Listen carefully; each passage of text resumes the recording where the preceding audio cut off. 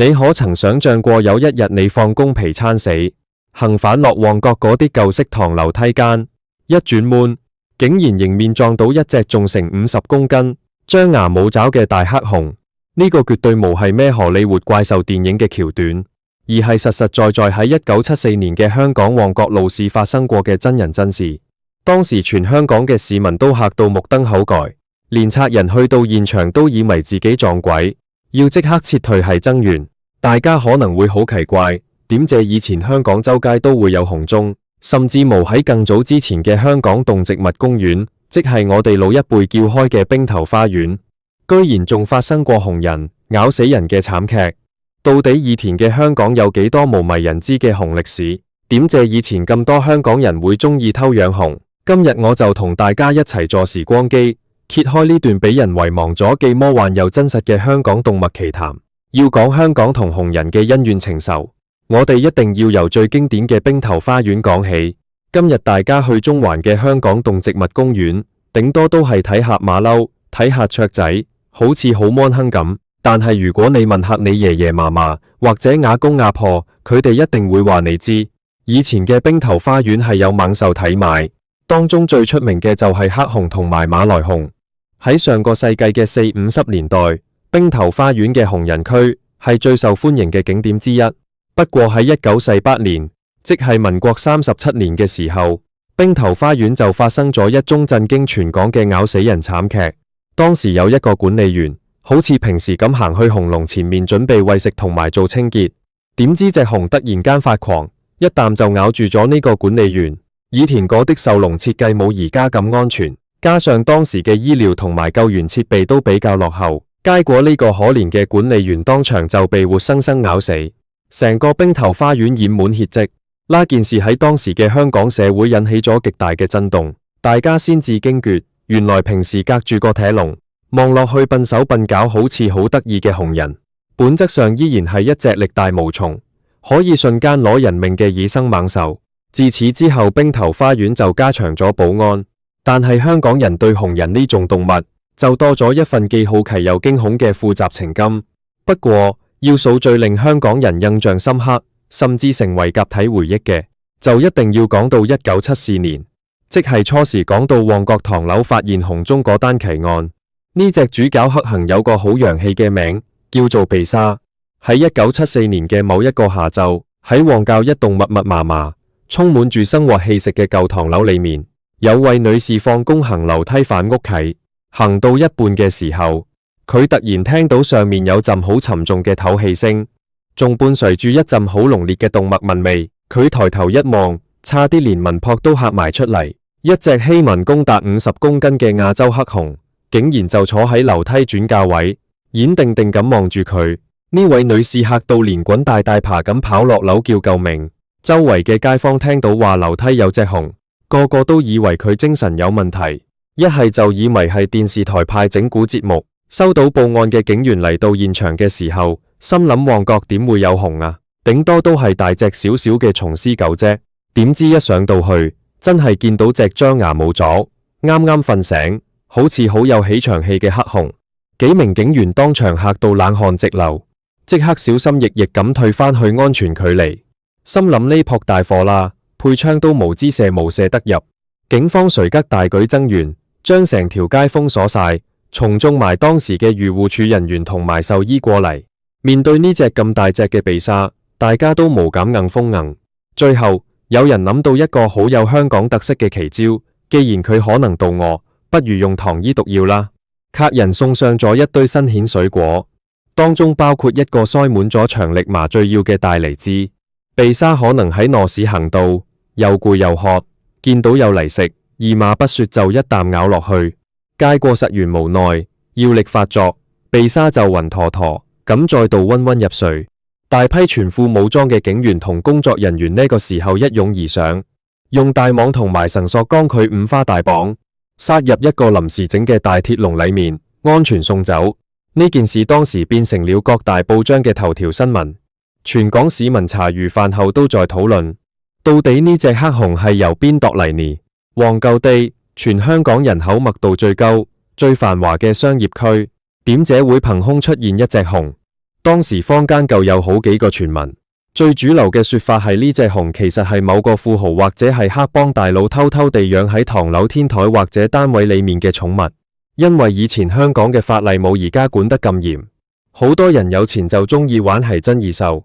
可能係嗰日主人冇鎖好門，又或者隻熊越長越大，個籠關佢無住，佢就偷偷地扭咗出嚟，行下喺樓梯迷咗路。亦都有一個好殘忍嘅推測，就係呢隻黑熊其實係俾人買翻嚟，準備做私房菜炆熊掌嘅。大家要知道喺上個世紀嘅60、70年代，甚至到80年代初，香港嘅野味風氣其實好盛行，好多有錢人、達官貴人為咗顯示自己嘅身家同地位，好中意食一啲好罕有、好補嘅野味。而珍饈百味之中，熊掌絕對係數一數二嘅極品。所以有人估計，貝沙原本係要被送去某間秘密酒家或者私房菜館，好在佢臨門一腳發揮強烈嘅求生慾望，成功逃脫，先至免除咗成為人哋盤中飧嘅悲慘命運。講到呢度，大家可能會有個好大嘅疑問，點解以前咁多香港人會偷偷地養熊呢？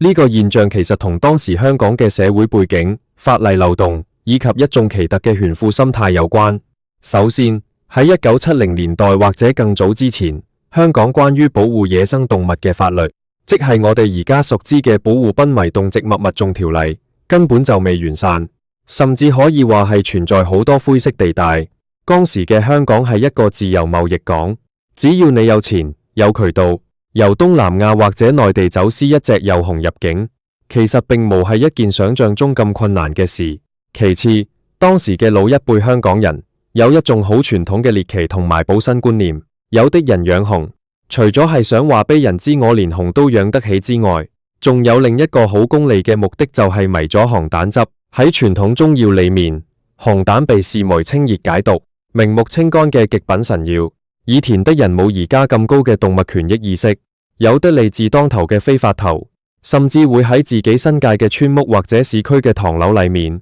秘密設立小型嘅取膽基地，一邊當寵物養，一邊偷偷提取膽汁出售嚟賺大錢。而且對當時好多啱啱發跡嘅香港有錢人嚟講，養名狗、名馬已經滿足無到佢哋嘅虛榮心，佢哋追求嘅係一種刺激感同埋排場。你響行河，當班生意夥伴去到你屋企拜訪，一打開露台門，或者行上天台，竟然見到一隻活生生嘅熊人，嗰種視覺衝擊同埋震撼感，對於當時厚面子嘅人嚟講，簡直係身份嘅終極象徵。但係呢班人往往忽略咗一個最致命嘅問題，熊仔係個嘅時候好似個毛公仔咁。當然好得意，好溫順，但當佢哋慢慢長大，去到1、2歲、2、3歲嘅時候，體重會暴升到幾十，甚至過100公斤，體內嘅野性同埋攻擊性就會徹底覺醒。到咗呢個時候，呢班雅哥大佬先至發現自己根本控制無到，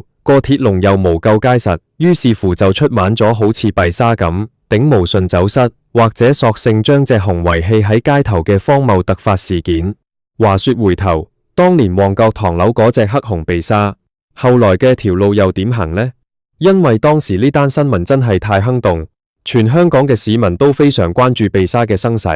警方將佢捕捉之後，本來按照法例，如果冇人申領或者冇合法出處，呢類野生動物好大機會是要被拍賣，或者面臨人道毀滅嘅命運。但係當時香港嘅市民好有同情心，大家覺得貝沙好有靈性，又冇真正傷到人，紛紛向政府請願，希望可以放佢一馬，幫佢個好歸宿。政府順應民意，暫時將貝沙安置返去兵頭花園。不過當時兵頭花園嘅管理員就頭痛啦，因為院裏面本來就已經養緊2隻馬來熊，呢兩種熊嘅品種無同，生活習性都好大分別。如果加硬將3隻大熊塞喺同一個本來就無算大嘅獸籠裏面，肯定會日日打大交，分分鐘又搞出人命。正當大家不知所措，甚至開始擔心貝沙會無悔最終都要被安樂死嘅時候，一間充滿香港人情味嘅本地大企業出手啦。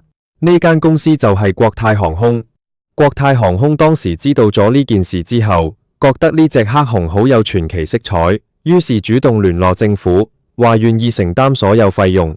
將幣沙免費運送到其航線網絡之內嘅任何一個國家嘅野生動物園，等佢可以安享晚年。呢個消息一出，全港市民都拍手聽快。呢次亦都係國泰航空歷史上第一次負責運送黑熊呢種咁大型同埋具備攻擊性嘅猛獸。因為當時嘅民航運輸規章冇而家咁嚴格同清晰，國泰仲特別禁咗一間本地嘅工程工廠，量身訂造咗一個超級堅固、防震防蛀嘅金屬獸籠，作為貝沙嘅私人短程客艙。到咗出發嗰日，為咗確保成個飛行過程安全，獸醫喺起飛前好似上次咁，再次為貝沙準備咗一個加咗適量麻醉藥嘅生果餐。貝沙食完之後，就乖乖地喺特製獸籠裏面溫溫入睡。幾個鐘頭之後，當佢喺高空之中醒返，再度睜開對眼嘅時候，佢已經離開咗呢個充滿鋼筋水泥、人口密集嘅香港羅市，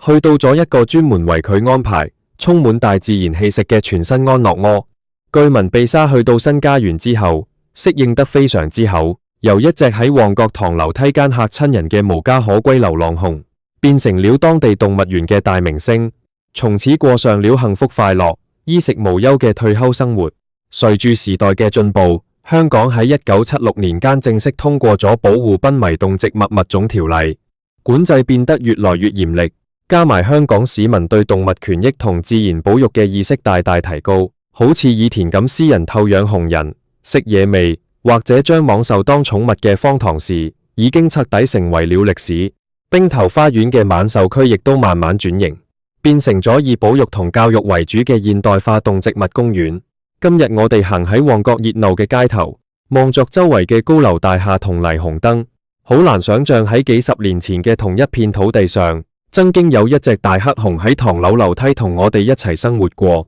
呢段香港熊中嘅歷史，雖然聽落去好匪夷所思，好似都市傳說，但佢偏偏就是舊時香港發展過程之中一個最真實、最生動又帶點魔幻色彩嘅小插曲。